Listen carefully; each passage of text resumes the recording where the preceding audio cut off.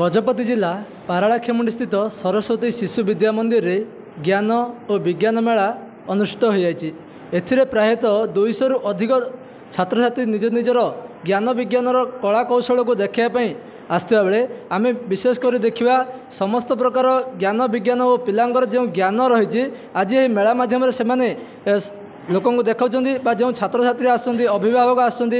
ज्ञान मेलार किसी शिखुं तेज आम ज्ञान विज्ञान मेला परिदर्शन करा बेले आउ कि दृश्य आपन को मुझे देखाइबी ना ये हूँ कृषकटे जिते कृषि कार्य करता ना कृषक किभली निजर जीवन रक्षा कर तार सहायता हो पार आम सीधा आलोचना करिया छात्रों सहित कौन कह प्रोजेक्ट ना कौन रही लाइफ सेविंग अम्ब्रेला किभली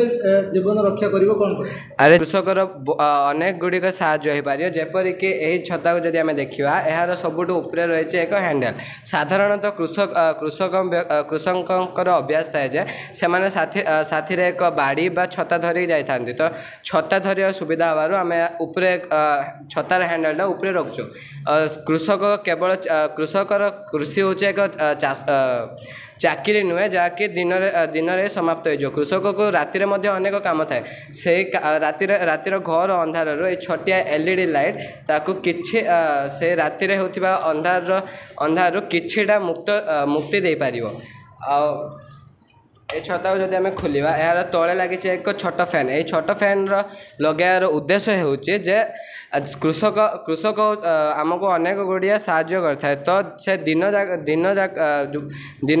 दिन सारा जो परिश्रम करता है तो से किछि मुहूर्त से आराम करने को चाहे तो यही छतार छाई तले एक टिके शीतल पवन देवाई आम यहाँ एक छोट फैन लगाइछु और यह तले लगी एक बजर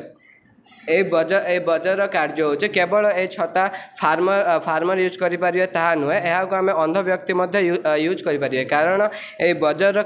कार्य हो जो समय जो व्यक्ति यहाँ को धरिकी चली था तो यही बजर रे 10 से व्यक्ति जो धरिक जाए से व्यक्तिर 10 मीटर रेंज रे कौन अच्छी गोटे ऑब्जेक्ट आगे आसले बजर गोटे साउंड दिए से साउंड फल से अंध व्यक्ति जानीपे जो मोर सामने गोटे ऑब्जेक्ट अच्छी तो से ऑब्जेक्ट बंचिके साइड हो जाए जहाँ जीवन भी बंची पार केतटा सिचुएसन ता तले लगी गोटे स्नेक रिपेलर यह 20 सेकेंड में गोटे मिनिट रे बाजी थाए ए स्नेक रिपेलर रू एक अल्ट्रासोनिक साउंड बाहर जो साउंड के साप बिछा ए साउंड को शुणी सेठार दूर जापर बिल रे अनेक प्रकार साप या रही था जहाँकि कृषक निजर कृषि कार्य संपादित कला बेले ताहाको आसी आक्रमण करते जहाँफल कि आमर एत उपकार जगाऊा आमको एत उपकार जगाऊा कृषकर देहांत हो पारे। या ऊपर गोटे छोटे सोलार पैनल लगी जहाँ फल कि आम यहाँ को चार्ज कर भावुचे साहाय्य कर मु निज मॉडल करिचे कृषक आमको एत उपकार करुचे तो आम कृषक किसी कर अधिकार अच्छे आम कर्तव्य भाविकी मुझे कर आम सीधा सड़क आलोचना करते ना कृषकटीर सहायता किभली हो पार और चक्षुहीन व्यक्तिटी रास्त गला बेले किभली सहायक हो पार यही विषय वस्तु आम देखुता बेले देखिए गृहपालित पशु मान सहायता किभली हो पार गृहपालित पशु आम जिते निजे पालन करें तार उपकारिता कौन रही आलोचना करा कौन मो ना वर्षिता दास मु आज ए गृहपालित पशु एवं परिवार सदस्यों यार कौन प्रभाव पड़ा विषय कहवा जाऊँ ना आम देखीचे जे आजिकल समस्त घरे मुख्यतः कुकुर बिले यहीपरि विभिन्न प्रकार गृहपालित पशुगुड़ी पालन कर जहाँफल कि आम शरीर में पुष्टि सुस्थता एवं मनीषर गोटे हेल्थ वेलनेसटा वेलबिंगटा आमर बढ़ुची जहाँफल कि आम मैंने आम शरीर को गोटे अति सुंदर बा सुरक्षित भाव में जीवन यापन करुँ आम देखीचु जे ईसीजी अर्थ हो इलेक्ट्रोकार्डियोग्राफ जहाँकि आमर नॉर्मल रे रहिबो जहाँफल कि आम अधिक रु अधिक एक्टिविटी करने को इच्छा हे पशु पक्षी गुड़ी को रखा द्वारा आम देखा गले गाई ठार आमको विभिन्न प्रकार जिनस मिलूँ जेपरिक क्षीर तार क्षीर गोबर खत तासह तार जो संस्पर्श रहिबा द्वारा आम निज गोमाता कहू